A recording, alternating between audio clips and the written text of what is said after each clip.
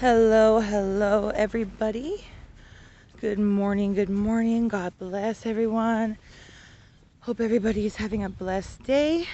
It's your girl Stephanie Sauer here. I'm going on my morning walk, and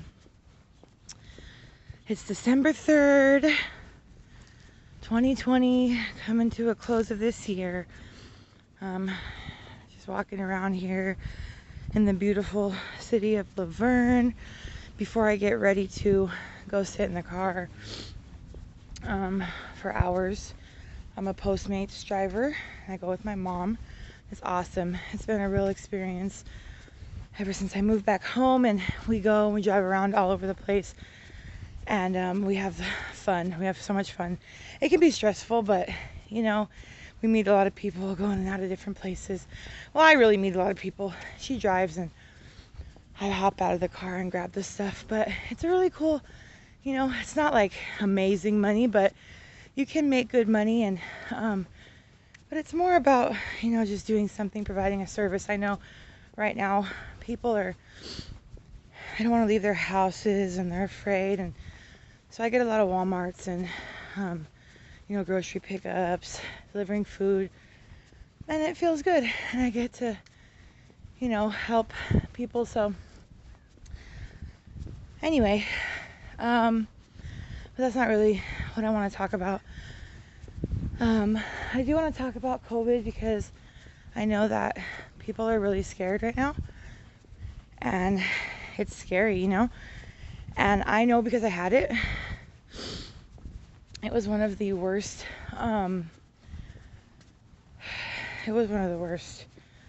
situations, and it was awful, and I mean, I've never been sick like that in my life, and I mean, I've been sick before, really sick before, but that was something different. And so I just want to share with you that what we have to hold on to like never before is the love of Jesus, and his love. But that's what got me through. I mean, so I was so sick, I couldn't pray, I couldn't, really read. I just watched TV, and I just laid there. I felt dizzy and weak. And so, finally, one day I had it. I was so mad. I was so sick and tired of hearing everybody else walk around and be fine. And, the people in the house had it, and I would hear them pray, and I was just getting so mad. And, I was starting to get bitter, and I was about to take off, really. I was like, man, you know what? I don't need all this. I'm not, in prison.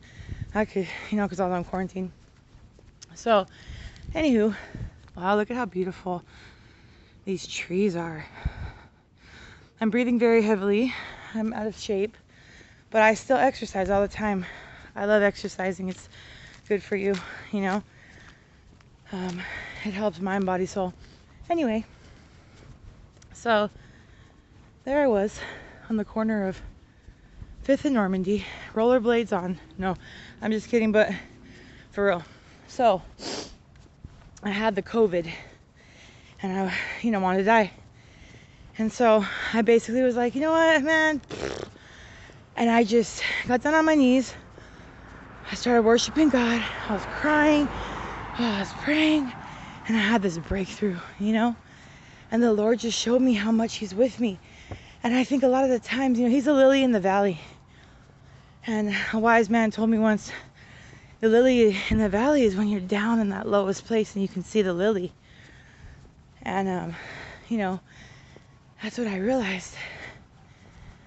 He's the lily in the valley.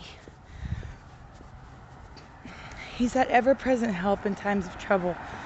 But a lot of times, we human beings, we look at the situation, right? We look at the circumstance. We look at what we can see. Oh man, this dirt is right here in my face. Oh, it's dirty and it's gross and I don't like it. But we don't see the lily that's 5 feet away. That's closer than we think. And a lot of times we want to conform to the way that other people are looking at things. We cannot deny the power of God. Let me tell you, He is real. I am not right here just saying all this stuff just because I want to be popular. Because actually it's quite the opposite. I think people, when it comes to God, when it comes to Jesus, it's like taboo. They're afraid to talk about it because, like I said the other day, one of my videos, people are throwing hell at people. You know, people are throwing hell at people, and they're just bringing fear. And you know, I had a friend, I'm not going to say any names, but she told me, we were talking about, I brought up Jesus because I always do in conversations, and she said, well, to be honest with you, I'm afraid of Jesus. And yeah, we should be afraid because it is scary. He's scary, but it's not scary in like boogeyman or gonna kill you and die. He has that power to throw your body into hell. That is very true, but that's not what we should be focusing on, unless we're, you know, choosing not to obey Him, turn our lives over to Him. Then that's something we got to work out. We have to work out our own salvation with fear and trembling. But for me, I choose to speak of His goodness and His power. And I think that's what gets Him so mad, is that I'm like, here's the police. Oh, okay. I think that that's what gets Him so mad, is that, you know, it says in, I think it's in like Timothy, one of the Timothys, it says that you have a form of godliness. They have a form of godliness, but you deny His power. And it's like, no, we have to access the power. And, you know, it also says our righteousness is filthy rags. So a lot of times we think if we look a certain way, act a certain way, talk a certain way, then we're going to heaven. That's no. My goal is to have a relationship with Jesus. Yes, I want to make it into heaven. Of course I do. But I'm not just doing it for that. I want to be able to live on this earth right now. And it says He came to give life and life more abundantly. This thief comes to steal, kill, and destroy. The thief comes to take everything from you, you know? So, I get sidetracked. I got ADD and all that, but, you know, I'm blessed. And I'm grateful that He pulled me out of that COVID-19 situation. And it wasn't because I wore a mask, and it wasn't because I washed my hands repeatedly. I did all that stuff, and you should do all that stuff. But we have to know that He is the answer. It says, take the narrow gate. The path to destruction is wide. Because you go all these other ways to try to find the answer. And a lot of times people don't even know what they're looking for. They're just looking for it because there's more, because Jesus, God, is real, right? The Trinity, Father, Son, Holy Spirit, it's real. But a lot of times, people, I've done it, we all do it, we take what's the easier way because it's easy, it's comfortable, we know it, right? Like me, I know how to make money, easy, quick. What do you gotta do? All you gotta do is sell your soul. It's simple. I'm cool on that. Yeah, I'm good, you know, like, that's for the birds, for real, for real. I'm good, you know. I don't want money. I've had a lot of money, and I've had very little. It doesn't, none of it doesn't matter. I'm storing up my treasures in heaven. And so I think that ultimately we think, well, why would I serve God or believe in Him if things are just going to be the same? But I was really thinking about it last night, the difference in my life now that I'm walking with Him. Oh my gosh. I remember every day. Now this just wasn't when I was high. This was when I wasn't high. And I wasn't really, you know, obeying Him or walking with Him. I prayed to Him in times of trouble, and I would, you know, when things got really bad, I would talk to Him. But for the most part, I did what I wanted, hurt a lot of people, and I was sober, completely sober. But anyway, I remember I would wake up every day, and this is, you know, a single mom, or not a single mom, but I was a mom with a kid, newborn baby, you know, and I would wake up every day with that feeling of impending doom, you know, like, just like there was just this darkness that was waiting to get me every day. And now I have a choice, right? That I can walk into that darkness or choose to walk in the light, and I choose to walk in the light. I'm not hiding in the shadows anymore.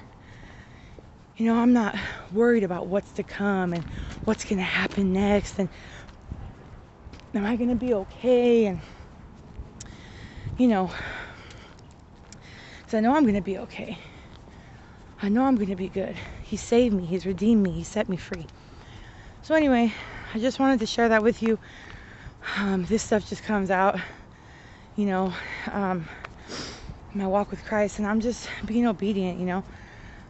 And I don't really understand it myself, but I know that He has a plan and a purpose for me. And I also know that He has a plan and a purpose for many more. And His will is going to be done no matter what, right? You know, it says in a great house, there are many vessels, right? Vessels of good, vessels of bad, vessels of, you know, not even thought about vessels. But they all have a purpose, you know? And so let's not just, you know, think, oh, I'm not being used in that way, so then it's not happening. Because, you know, I read this thing, it said, if you can't be okay with being made in private, then you can't be okay with coming, then you shouldn't be, if you're not, like we're marked, right? And, well, I'm marked, and a lot of us are marked. And, you know, you can't just, it's not because, you know, how many likes I get or how much I've done for the Lord, how much work I've put in. And sometimes He separates us and He sets us apart, and He takes us into that private time to see, are we really going to serve Him? Are we really going to still, you know, and it's hard because we're humans. We're used to working. We want to go, we want to move, we want to do something, we want to feel like we're being useful. But we are. He's separating us.